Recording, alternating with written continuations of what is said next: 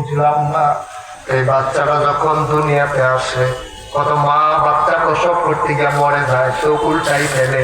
খোদার কসম একটা পিঁপড়া কামড় দিলে আমি টের পাই। মোহাম্মদ যখন দুনিয়াতে আসে আমি একটা পিঁপড়ার কামড়ের মতো টের পাই নাই।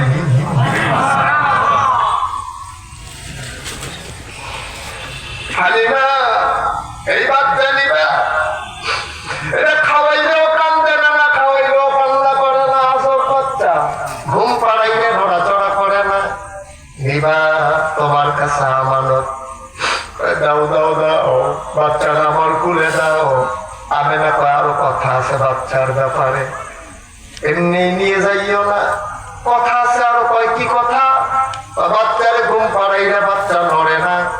এটা আমি একদিন বাচ্চাকে ঘুম পাড়াইয়া আমি যখন গোসলখানায় ঢুকলাম গোসল করার জন্যে, গায়ে পানি ঢেলে ফেলেছি, হঠাৎ করে শুনলাম ঘরের ভিতরে কি যেন নড়াচড়া করে। আমি জানালা খুলে উঁকি মেরে দেখি আমার মোহাম্মদ তারা পারেন কোনদিন তারা একটা খেলনাও কিনতে দিতে পারি নাই। কাগজের খেলনা আমি তারা কিনে দিতে পারি নাই, কিন্তু আমি না দিলে কি হবে? আমি তাকাইয়া দেখি আমার মোহাম্মদ হাত পা গুলা নাড়তেছে আর খিলখিল করে হাসতেছে, কি যেন ধরতে চায়। আমি উপরের দিকে তাকাইয়া দেখি আমি তারে খেলনা কিনা দিতে পারি নাই। আমার আল্লাহ তারে খেলনার বাকি রাখে নাই। আকাশের সূর্যাত আর তারাগুলা আমার মোহাম্মদের সামনে খেলনা বানাই আল্লাহ পাঠাই দিছে।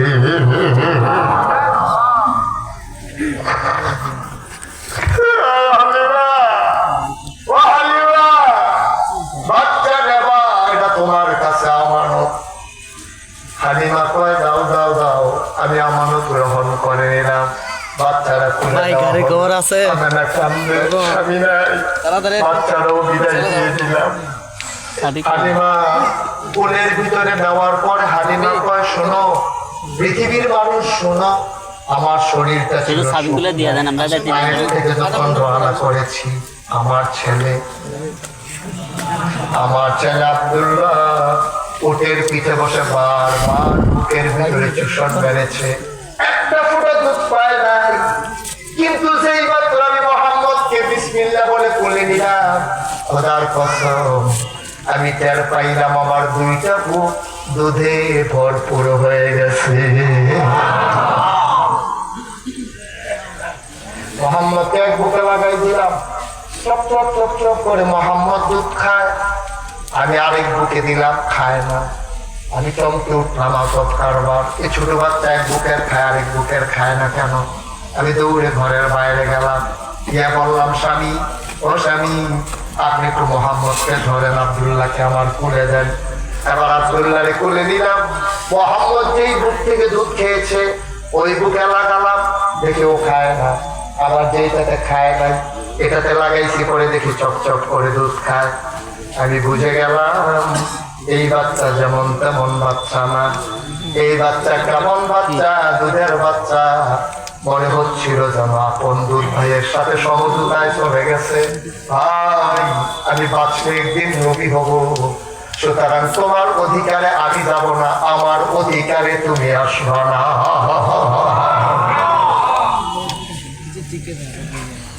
আমি তোমার অধিকারে হাত দেবো না, তুমি আমার অধিকারে বুক লাগাবো না।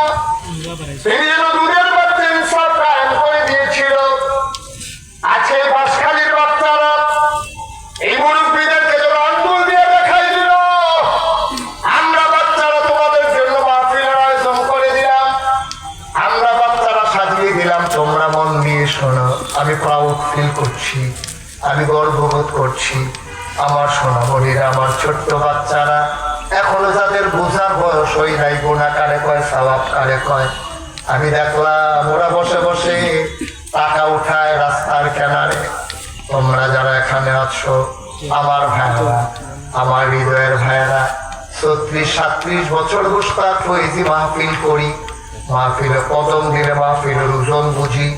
আজকে আমার মন সাক্ষী দিয়েছে তোমাদের এই মাহফিল আমার আল্লাহ কবুল করে নিয়েছে।